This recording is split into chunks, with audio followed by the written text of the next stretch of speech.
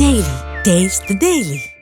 வந்து பார்க்கணுன்னு வந்தவங்க 3 நாள் வெயிட் பண்ணியிருந்தாங்க. அந்த 3ஆவது நாள் தான் எங்கள் வீட்டில் சாப்பாட்டில் என்ன கலந்து மிக்ஸ் பண்ணாங்க தெரியல. மிக்ஸ் பண்ணிவிட்டு நாங்கள் காலையில் எழுந்து பார்க்குறோம், வீடு எல்லாம் திறந்து போட்டிருக்கு. நீங்கள் ஸ்டேஷன் போய் கம்ப்ளைண்ட் கொடுத்தீங்கன்னாக்கா உங்களை குடும்பத்தோடு காலி பண்ணிடுவோம்.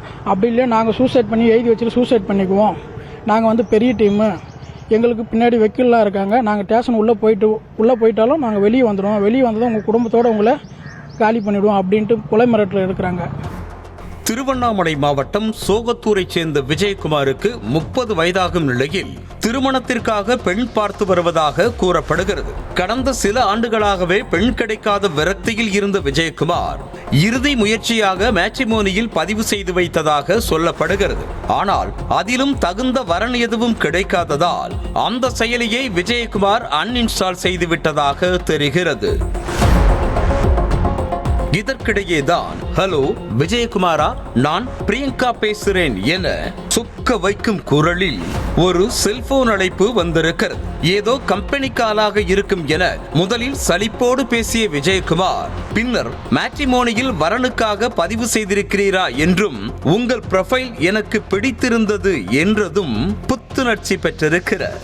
இதனை பயன்படுத்தி கொண்ட பிரியங்கா, நான் ஒரு விசேஷத்திற்காக வந்தவாசி வந்திருக்கேன், உங்க வீட்டுக்கு வந்து பார்க்கலாமா என கேட்டதும் குஷியான விஜயகுமாரும் வாங்க வாங்க, ஆனா நான் இருக்க மாட்டேன், அம்மா தான் இருப்பாங்க, வந்து பேசுங்க என கூறிவிட்டு பட்டாம்பூச்சிகளை பறக்க விட்டிருக்கிறார்.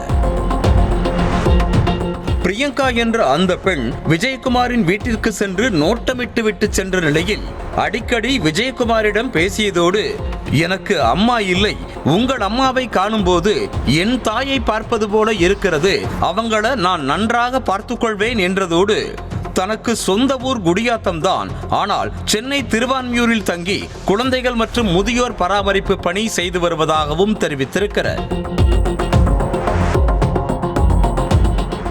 இந்த நிலையில் மீண்டும் வந்தவாசிக்கு வந்திருப்பதாக பிரியங்கா கூறியவுடன் விஜயகுமார் அவருக்காக வீட்டில் தடல் புடல் விருந்தை ஏற்பாடு செய்திருக்கிறார். மோசடி கும்பலை தனது உறவினர்கள் என கூறி அழைத்து வந்த பிரியங்கா, அத்த உங்களுக்கு ஏன் சிரமம், நானே சாப்பாட்டை பரிமாறுகிறேன் என கூறி சமையலறைக்குள் நுழைந்திருக்கிறார். அங்கு உணவில் மயக்க மருந்தை கலந்த பிரியங்கா அனைவரும் மயங்கிய பின்னர் வீட்டில் கைவரிசை காட்டிவிட்டு எஸ்கேப் ஆகியிருக்கிறார்.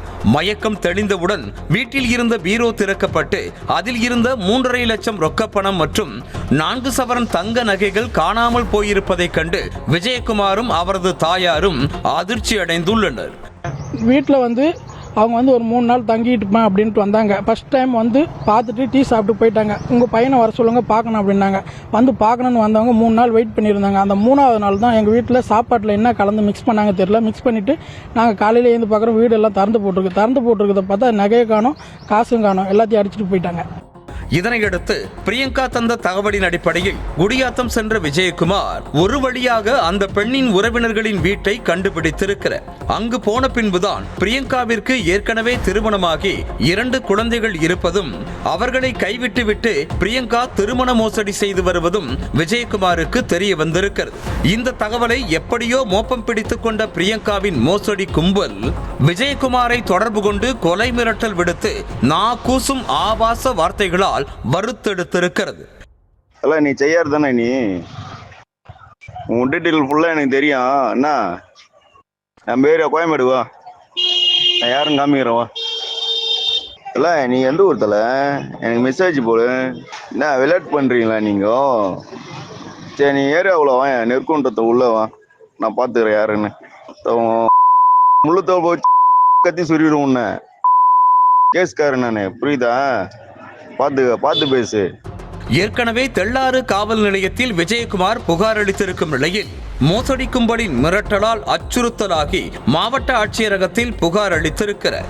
திருமணமாகாமல் மன ரீதியாக பெரும் பாதிப்புக்குள்ளாகி இருக்கும் இளைஞர்களை குறிவைத்து கல்யாண நாடகம் நடத்தி மோசடி செய்யும் சம்பவங்கள் அதிகரித்து வரும் நிலையில் திருமண வரன் தேடும் தளங்கள் தனிநபர் விவரங்களை பாதுகாப்பதோடு அதில் பதிவேற்றம் செய்யப்படும் வரன்கள் குறித்த தகவலின் உண்மைத்தன்மையையும் ஆராய வேண்டும் என்ற கோரிக்கை எழுந்திருக்கிறது. நியூஸ் தமிழ் செய்திகளுக்காக திருவண்ணாமலை செய்தியாளர் சசிகுமார்.